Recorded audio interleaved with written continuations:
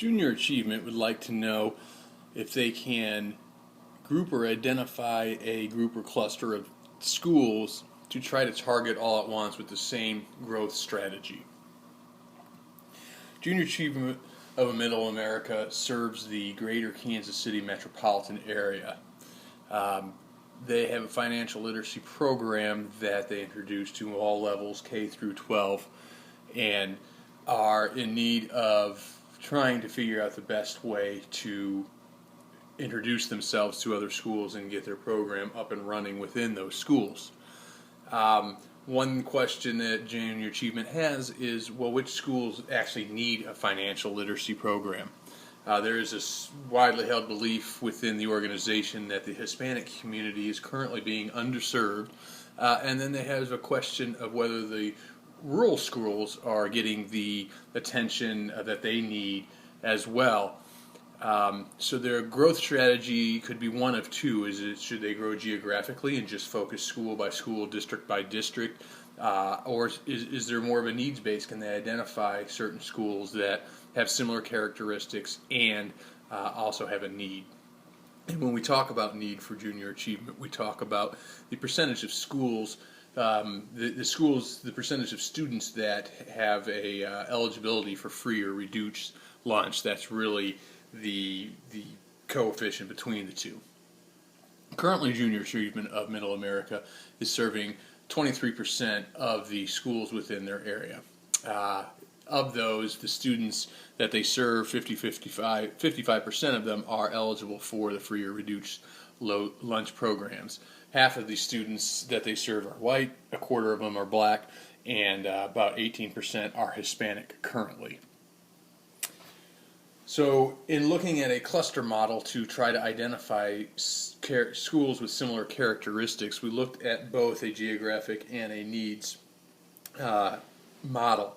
So the first we're going to look at is purely on a needs-based, and we actually couldn't go pure needs. There was not any linkage that separated clusters of schools into something that was distinguishable. So we did add a state component, being on the service area between Missouri and Kansas, and that did identify 4 distinct subsets, with one subset being a purely target school group of 108 schools. If you look at that target grouping, 87% of the students qualified for free and reduced lunch. Almost a third were Hispanic students, and almost a half were black. And these were separated into 3 counties, even though it wasn't a true geographic survey. They were 59 in Jackson County, 44 in Wyandotte County, and 5 in Johnson County, Kansas. The 108 was a big number. Don't feel like with the current service amount that they can quite go after that. So looking at how to whittle that down, I was able to hone in on the schools that had at least a third of the students enrolled were Hispanic, and that gave a more actionable list of only 42 schools that I believe Junior Achievement can target.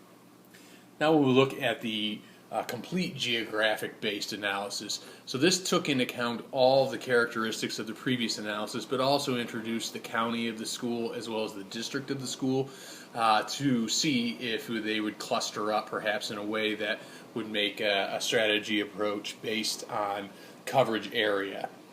And this did also produce 4 groups, and 2 of them were distinguished as target groups, 104 schools all in Jackson County and 65 schools all in Wyandotte County. As you can see, this did not mean that all of those schools were target schools. 34% and 15% respectively of those groupings were already being served. So we can take those out to identify the actual targets within there, but perhaps parlay some of the strategies used in the ones that have been penetrated to use the same strategy in the targets. And if you look at the Jackson County and Wyandotte County breakdowns, they're meeting high thresholds of students that are eligible for free and reduced lunch, which we want to see. That assesses our need.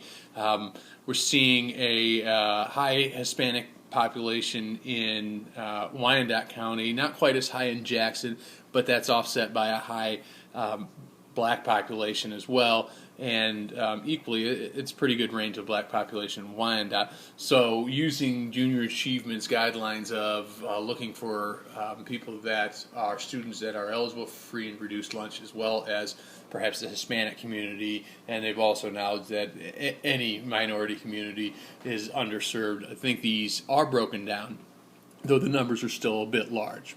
We'll look at the detail behind each of these. The needs-based target schools are in 7 different districts, and as you can see, the Hispanic enrollment is quite high in all of them. This is the one that's been culled down to only at least 33%. More importantly, a very high amount of free or reduced lunch eligibility. And then we did cull down the geographic target set to the same 33% threshold. And this came up with only 10 schools in Jackson County that were identified as definitive targets that shared characteristics, whereas Wyandotte County we had 27, which I still think is a manageable number for approach because they are broken into 3 districts there with private is all private schools are lumped into the same type of district.